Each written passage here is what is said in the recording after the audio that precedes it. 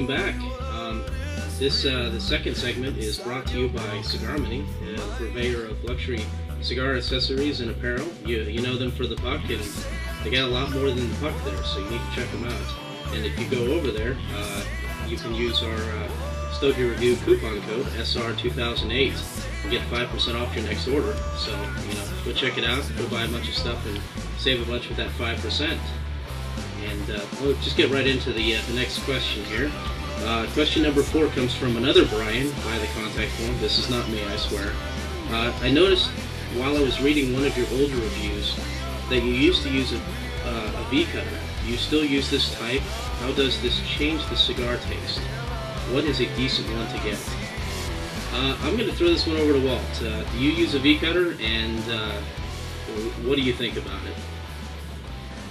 Actually, I think this question was directed towards Jerry in one of his older reviews. I know he used to use them quite a bit.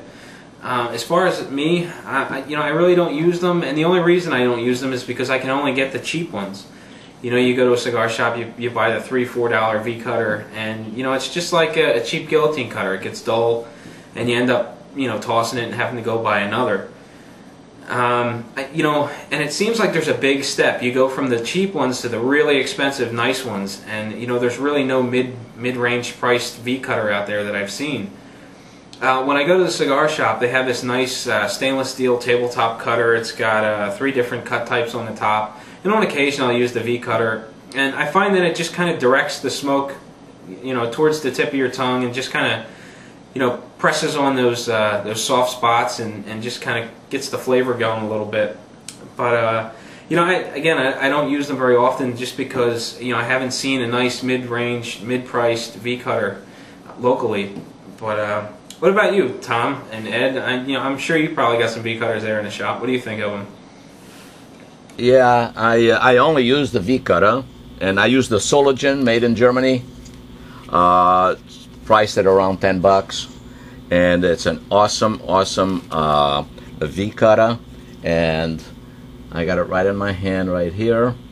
Made in Germany, excellent steel, and I'm using this one now for about a year. Haven't had a broken cap yet in a cigar. Very, very, very good. Does work well. Called a Sologen. Do you think it changes the flavor profile at all? Well, the flavor profile is only if it's a real high power cigar. It will slow down the power a little bit, so it'll tune it down. If it's a full body, it'll tune it down to a upper medium body. You know what I mean? So it's almost like a punch the cigar. Because some people will take a little bit less volume in the smoke, and it seems like it tunes down the power of the cigar. So it's kind of like what Walt was alluding to. Exactly. It directs the smoke. Exactly. As opposed to like a guillotine or whatever. But if you want to get one, get this German one. It's very, very good. No, I took Walt's advice, and I've been using the scissors exclusively. So scissors is good too. It's a little tricky, but once you get used to it, they're pretty awesome. Yeah, you just don't want to cut too much of the cap off. That's the thing. You can literally just shave. Yeah. Yeah. But whatever.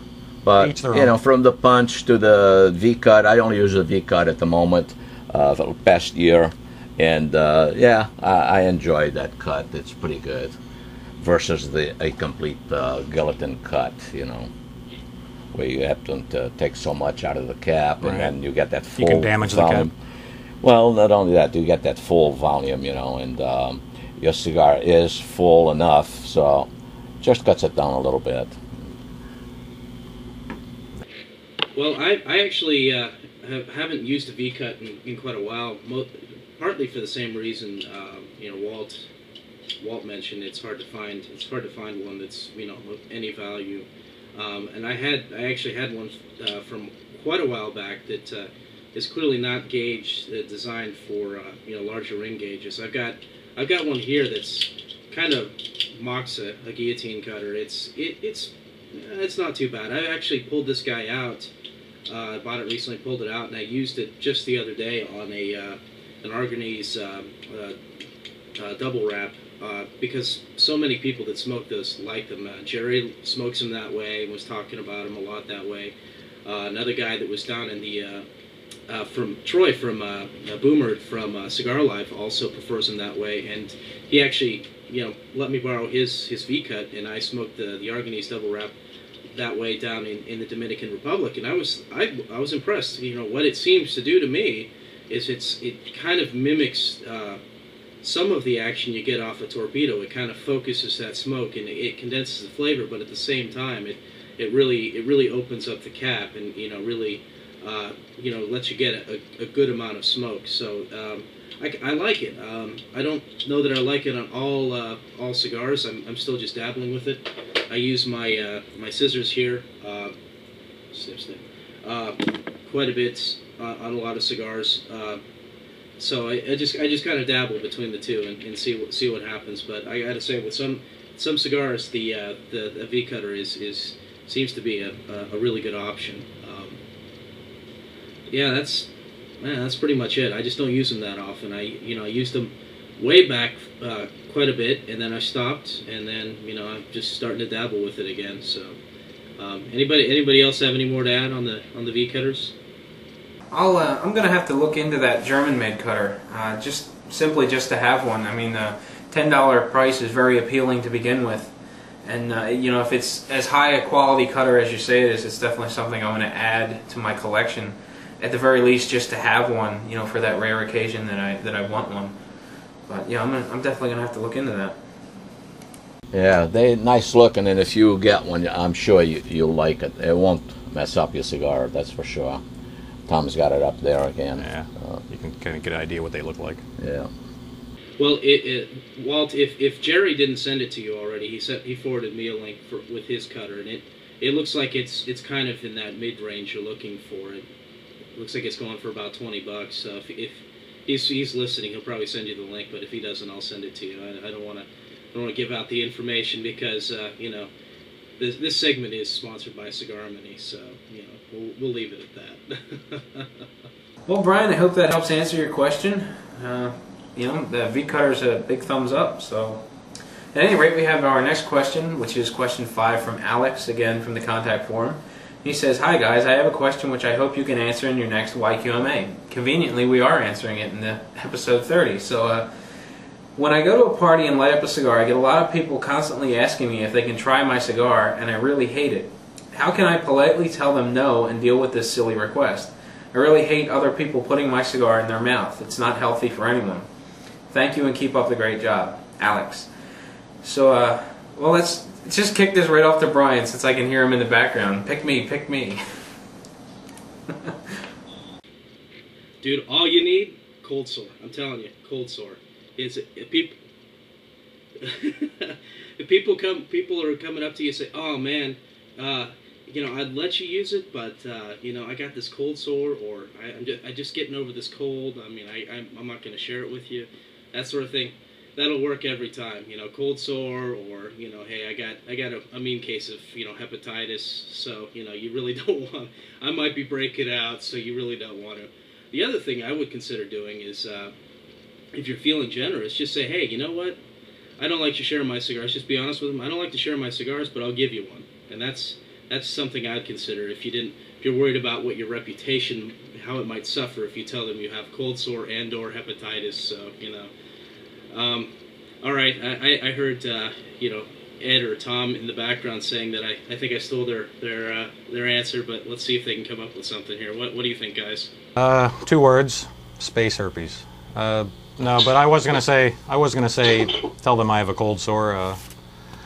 I got herpes, whatever. I mean, whatever it takes to get him away from you, really. I mean, if it's a guy you like or and you hang with, I guess if he wants to give you a taste of a cigar, it's no big deal. But it's probably a little awkward. It's not like you're smoking a joint or something. All right. I mean, that's just awkward. Yeah, so I would never share my cigar with nobody, that's for sure. I mean, if I have a cigar that's real good or something, Tom was with me, I only have 1 or 2 friends that I would go ahead and let them take a... It's a tight circle. Yeah, it's a tight circle, exactly. But other than that, forget it, So would you make something up? I mean, would you say, "I got a condition"? Yeah, I'd have to make something up. I said, "No, I smoke my cigar by myself." So you would just, because I would make something up. I don't know. I would just say that I can't do it, I had this is something that I don't share with anybody, you know. I actually wrote down my answer, and it says, "Tell them you have a cold sore." Yeah. So that, you know, That's okay. there you have it. I just have to be truthful and let them know that I don't share my cigar with anyone. And there you have it. I'd say never first date. What? What'd you say? Never on a first date. That's There you what go. I would say. I'd say you're a very attractive man, but I'm sorry, I don't share cigars on a first date. Well, we're right. Yeah. We're right across from this this nice bar, right across the way here. So that probably wouldn't be an unusual request for somebody to be. Probably. Because I've had a drunk in my face at every event, That's, and I don't Yeah. drink, so it's like, man, you just make stuff up. in other words, get away from me, you know, and go buy a cigar yourself or something like that, you know. Yeah, I think I have to agree with Ed there. I mean, or Tom, I'm sorry. Or, no, Ed. Yeah, I'm getting all confused. But, you know, if someone were to ask me, hey, you know, can I have a taste of your cigar? I would just have to tell them, look, you know, that's kind of awkward here. You know, I might have an extra one here. You know, I don't want you puffing on my cigar. But, you know, if I didn't have one on me, I'd just tell them, you know, look, I'm sorry, but no, you know, I don't share my cigars. And that would I would hope that would be the end of it. I mean, if they were really hounding me, I guess I would just start slobbering all over the end of my cigar and say, here, do you really want it now? But you know, I'm a very neat smoker to begin with. I don't gnaw on the end. You know, the head of my cigar looks very clean, and it would just kind of freak me out if I handed someone my cigar and it came back any different than I handed it out. You know what I mean?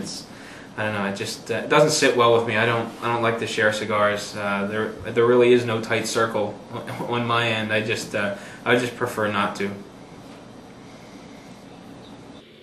Well, there kind of is for me. There kind of is for me because I know some guys in the area that have far superior cigar collections, and if I weren't willing to take second draw off of some stuff, that there's no chance in hell I'd ever smoke it. But you know, I was just thinking about it. I was at a cigar event and I was talking with a rep, and I won't out which rep it was, but some guy came along and he wanted to. He was looking to bum a cutter. And I handed him one, and he cut it and gave it back, said thanks, and walked off. And the rep looked at me and said, I wouldn't have shared my cutter with him. Did you see how he slobbered all over the end of that cigar? I kind of got this deer to headlights look. I'm like, shit. You know, I didn't even think about that. So, you know, it's one of those things. That's a rep, and you know, a rep is, you know, I would think more likely to, you know, do that just because he wants to, you know, generate goodwill and be seen as a cool guy. But before I pass the torch here, Jerry wanted to say that his excuse to get out of it would be to say that he just got over the clap. So, you know, that's just wanted to throw that out there too. You know, Brian, I think that a lot of reps do that actually. One of the reps for one of the cigar companies that I'm fond of is a good friend of mine, and when he goes out and he's interacting with people, he'll carry around a pocket full of disposable cutters because, well, he doesn't want them using his personal cutter. You know, that's his concern, that someone's going to slobber all over the end of their cigar and then go chopping away at it with his cutter. So he'll keep a pocket full of cutters, and oh, you need a cutter? Here you go. Oh, and keep it. Go ahead. You know, have fun with it. You know, and that's just the way it works. So I think it's common with cigar reps. You know, I've actually seen a couple of reps just pull a cutter out of their pocket and say, "Here, keep it," you know, and not expect it back. That's a good point. I hadn't even thought of that, but yeah, you know, at events, a lot of times, you know, cutters are something that kind of flow freely. So if you need a cutter, maybe you need to go to an event and try to hit up go talk to the cigar rep and ask him for a cutter. Yeah, and I know some people that will not even use community cutters at cigar shops because you'll see people, you know, with the cigar in their mouth, getting it all lathered up real good with spit, and then they'll go cut the cigar with a community cutter, and then that's the end of it. They won't touch that cutter ever again. So it is, you know, it's definitely, you know, something that people are aware of. You know, I think that if you're really into the hobby, that's not something that you're going to notice. You know, if you go into the cigar shop, you know, once every 2-3 months for one cigar, you know, that's something you're never going to think of. It's just the thought's just never going to cross your mind. Dude, I'm taking Purell the next time I go to the cigar shop, because I've used that big community thing with the lever you pull down like it's a slot machine with the different cuts in it. I use that thing all the time, and now I'm feeling a little green. I'm gonna have to go to the doctor, get a test to see if I picked up something. I actually had a guy here that wanted me to cut his cigar all wet and everything. I refused it. No way. Yep. No. Not cool. No. Someone was telling me that one of their local shops that they go to, the owner of the shop carries around one of those razor knives that fold up, and you know, a lot of the guys have him cut their cigar for them. You know, he'll shave off barely anything off the cap of the cigar and hand it to you, and you know, everyone's really happy. And he'll refuse you if you put the cigar in your mouth. He just doesn't want to touch it, and he doesn't want to get it on his cutter because he's sharing it with everyone else. You know, if it's a fresh cigar that it's just coming out of the cellophane, hasn't been in your mouth, it's no problem. But otherwise, you know, he'll say sorry. You know, use the community cutter. Good idea. Well, now that we've grossed everyone out, Tom, Ed, why don't you take us away with, well, you know what, never mind. Why don't you bring us back from question 6 after I play it? So stay tuned. Hey y'all, this is Justin from Texas. I just had a quick question for y'all about temperatures. Everyone says the best thing is to just keep a good consistent temperature. And I was just wondering if it does, or how much damage it causes for your temperature to fluctuate 3 or 4 degrees every day. Say you keep it at like 70 at night and maybe 73 or 74 every day. I always try to keep my humidor at 70, but sometimes it's hard to do and it ends up fluctuating. Also, how long does it take for your cigars to get damaged at a high or low temperature? And how do y'all regulate the temperature in y'all's humidors? Do you regulate the temperature in your house for the humidor or something else? Well, thanks, y'all. I really enjoy the site and keep up the good work. Yeah. Well, I can tell you my opinion on it. I don't think it's a big deal for the cigars to change degrees. I mean, at 3 or 4 degrees. 3-4 degrees, no, not at all. I mean, we're in Florida. It gets hot. And Yeah. I can't run my AC at 70 degrees in August. I tried it. I had a $600 electric bill. It's a 1,000 square foot house. So, I mean, my humidor probably gets up to the upper 70s. Yeah. And it'll slowly, gradually cool down at night to maybe 72. And I do a constant humidity, you know, 65%. Yeah, mine at my home, I just take the humidifying device out and leave it open for a day or so if it's too high. But the temperature's not an issue. Yeah, the temperature. Yeah, if you have 3, 4, 5 degrees difference, that's not going to damage your cigar, unless it would be maybe a long period of time.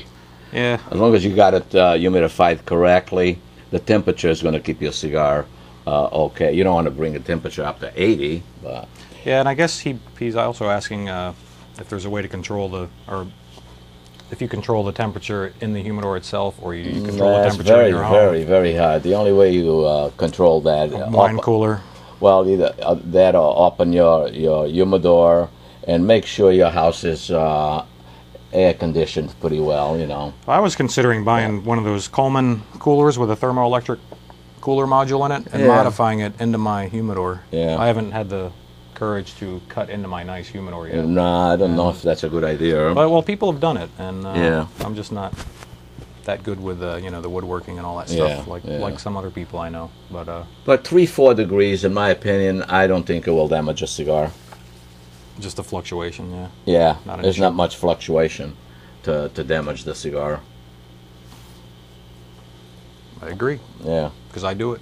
yeah, but it's okay. Well, yeah, I have to. I'm right there with you. Typically, mine, yeah, it'll fluctuate.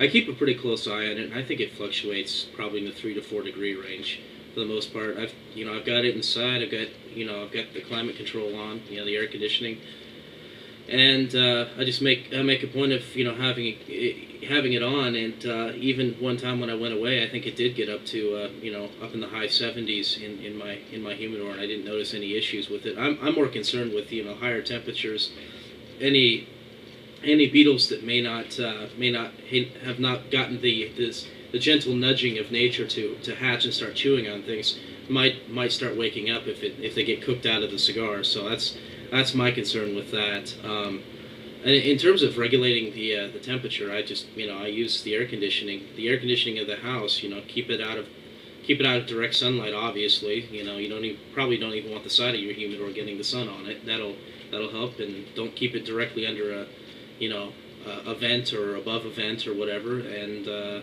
yeah, I would say it'd be all right. Any more control over it, I think you're going to have to buy one of those wine chiller type of things that I hear people mess around with that can regulate the humidity pretty precisely. And those are cool. And if you want to go that way, that may be a valid option. Yeah, that's really all I've got. What do you think, Walt? Well, I'm with you guys. I don't concern myself with a couple of degrees. And actually, I use coolers. Actually, I have 4 of them now, and they are insulated. So when the temperature goes up and down in my house, it's very slow on the cigars, which is ideally what you want. You want a nice, slow, gradual change. I mean, over the course of a day, 3 or 4 degrees, I don't think it's going to be an issue at all. But if you had 3 or 4 degrees constantly up and down within, say, an hour's time, there you might tend to see a little bit of a problem there. But if you're heating your house and you have one of those digital thermostats that control your house temperature while you're at work and then readjust it when you get home, that type of thing, I don't think you're going to have an issue there. It's going to be nice and slow, gradual changes. It's really not going to be an issue. And I've never tried controlling just the unit itself. I rely on all the insulation around the cooler to really keep everything balanced inside, and I don't see a whole lot of temperature change. Even if I check the minimum and maximum readings on my hygrometer, I don't get a whole lot of fluctuation. And again, even if I did, even up to 5-6 degrees over the course of a day, I don't think it's going to be a huge problem. So I wouldn't concern myself with it. Just remember, if you're comfortable, your cigars will be comfortable. If it's 90 degrees and you're not comfortable, your cigar's not going to be comfortable. If it's 30 degrees, same thing. So just use some common sense. Keep the environment comfortable for you, and your cigars will thank you for it. I agree. That's There you have it. one way to keep the cigars going pretty good. Make sure your house is comfortable. If it's comfortable, your cigars are very, very comfortable. When do beetles become a concern, though? Beetles become a concern when it's a little higher, 70s, close to 80. And now you're going to have a problem maybe with beetles. And that's something you don't want ever to have on your cigars. Yeah, absolutely. Because they're very hard to control, those beetles. So you got to make sure you freeze them for sure. Get rid of them. But other than that, keep your house nice and cool in the summertime. Keep it nice and tempered in the wintertime. Yeah, I don't see a problem with 3-4 degrees. Differential. I haven't had that problem, that's for sure. Well, Ed, on the topic of beetles, we had a question come up a little while back on beetles and a cigar shop with beetles. Does the manufacturer kind of guarantee that their cigars are going to be okay, or what would happen if you were to get a box of cigars and it would have beetles? What would the manufacturer do to remedy that for you?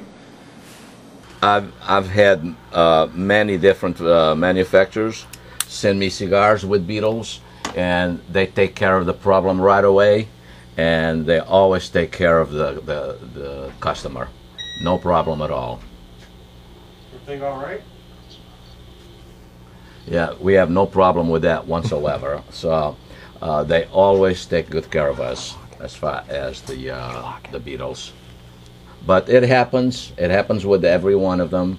I've had them here with practically 50% of the manufacturers I carry in here, and I just make a phone call and I tell them right away. I put them in a freezer, then from the freezer they go into the garbage, and they take care of it right away. I even take pictures for them, email them the pictures, and it's not a problem. No, they take good care of it. Cool. Yeah. Hey Ed, what part of that question, if I remember correctly, was, what if would you? Well, let me just ask. What are your thoughts on a shop? If you went into a shop, some other person's shop, and you actually saw active beetles working on their cigars, what do you think? You know, owning a shop, what do you think you should do? You know. The first thing I would do is tell the shop owner, and he should take them off the shelf immediately, freeze them so they can't get into other cigars, because they can get into other cigars and then you have a bigger problem. But I have had them here, but it was never a big problem. Get rid of them right away. Make sure you tell the owner that it has beetles on the cigars, and basically it's not their fault. They come in every single cigar, with the exception of the ones that have been frozen in South America. There's Torano was one. They freeze them for 72 hours before they leave South America. And I think Arturo Fuente does the same thing.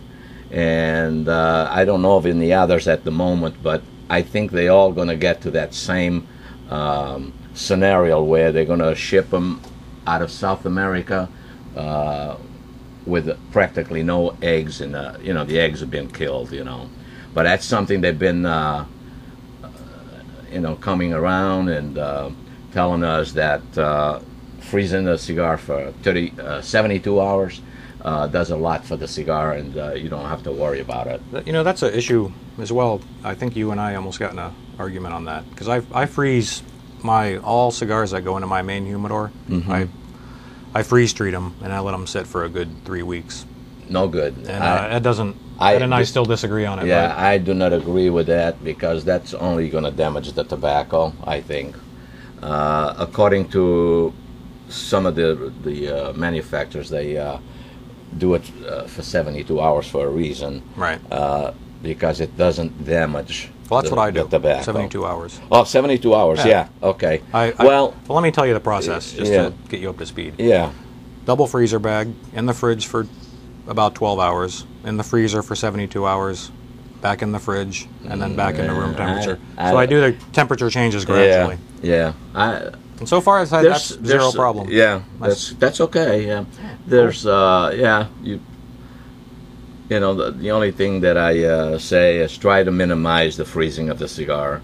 I don't know about the double bagging. Well, that's just to keep humidity from the temperature changes. Because you know, like taking a Coke can out of the fridge, I mean, it's going to be the condensation. Right. Yeah. But you know, I just figured I'd throw that in there as a potential rant. Or something. I do mostly what the manufacturers tell you to do, you know, to protect your cigars. And Victor St. Clair ships their cigars and tobacco leaves, and I'm scared of that a lot, because they're the only ones that I've had a lot of problems with. There's actually open tobacco in the box? Exactly. Okay. Yeah. And so what they told me is, as soon as I get them in, put them in the freezer, no more than 30 hours actually. And so I put them in the freezer for 30 hours, and since then I have not had a problem with that, with the Victor St. Clair cigars. But prior to that, my goodness, it was just beetle after beetle after beetle, and I told them, I said, you don't, you know, straighten out that problem, I don't want your cigars in my store, you know. Therefore, they told me what to do, and so I did it, and I haven't had a problem since. So cool. That's about it as far as the beetles. Cool. There you go. Okay, well, since we've got a retailer with us, and because you know it's fun to see if we can get him to go on a rant, you should ask him his opinion on fast aging cigars if he hasn't heard that. Oh yeah. You ever heard of the fast aging of cigars, Ed? Yeah, that's. You microwave them? Have you heard that story yet? Yeah, he hasn't heard that story. Well, only from some people. Well, you guys have the story better though. There's a particular story that you guys have, right? I wonder if that works. I'm not sure. Wasn't there a story on things that make you go, huh, or something like that on Stogie Review? Somebody had a story where the guy said, "Let me have your smokes. I'll fast age them for you. Come back tomorrow." And he stuck them in the microwave, and something like that. I don't know. That's paraphrasing. It's a possibility. There's so many possibilities out there that you know are unknown to you know. So you don't think the guy's crazy for putting the cigars in the Well, mic there. it's a good possibility that works. I'm not sure. Wow. I don't have any solid, good information on it, so I couldn't vouch for that. Well, we tried, Brian. Well, you know, I'm surprised Walt didn't jump all over this because this was his story. But I'm gonna steal it right now. So, yeah, I guess he's been doing it for a while. The guy bought a box and he really enjoyed a particular cigar, and he went back and bought some more, and he went to the retailer after he smoked a few and said, these just aren't as good as the other ones. I don't know what it is. You know, the other ones were better. So he says, well, you know, it could, those other ones you bought from me were aged, and I'll just fast age them. And, you know, he says he basically throws them in the microwave. I would be really curious now that you think there may be something to it to try it out. I'd like to know what the secret is. You know, do you put it on the popcorn setting? You know, do you know, frozen food setting? You know, how many minutes? How high? I consider trying it.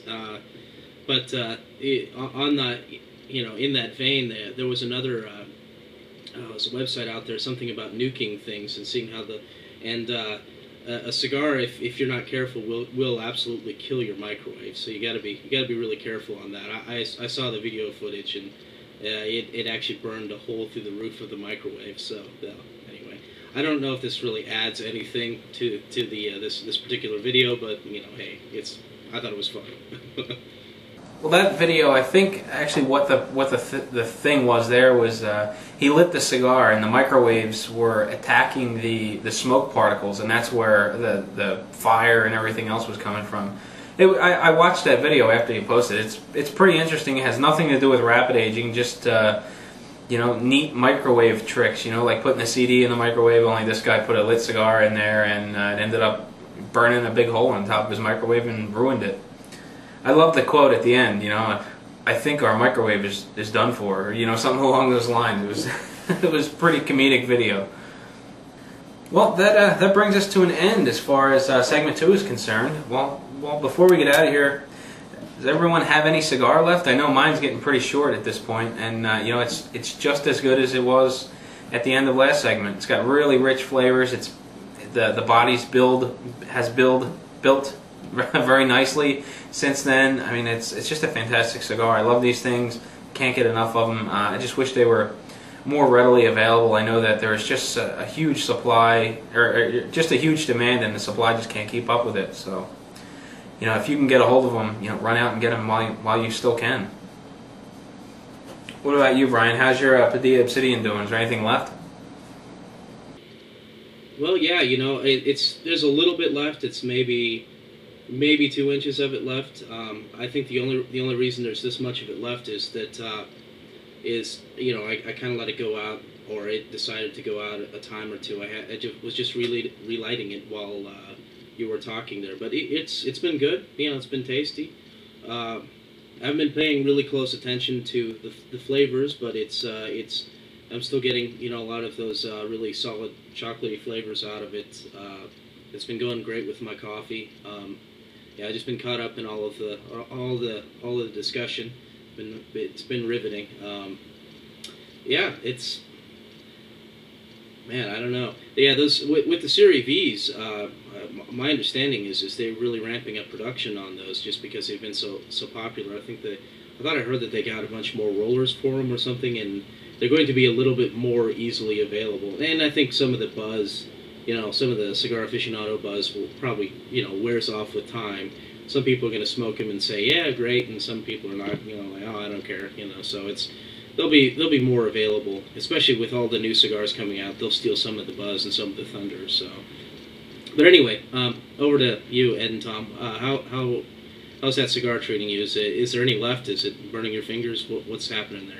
Well, mine is about 2 inches long, still tasting very, very good, and yeah, I've been smoking it real slow, so. And I'm doing the opposite. Mine's about an inch. I got an inch to go, and it's awesome. Yeah, I haven't been paying attention to the flavor profile right, so much. Yeah, but it's got good flavor. It's very smooth. I mean, just obvious stuff I've noticed. It's smooth, and it's yeah, and it smokes real slow anyway. The El Rico, it's a slow smoking cigar. This is true. Mine went out a little earlier, but Yeah. it's going strong now, as you can see. But the taste is there, so pretty enjoyable. It's good stuff. Well, that does it for segment 2. So sit tight. We'll be right back in just a sec.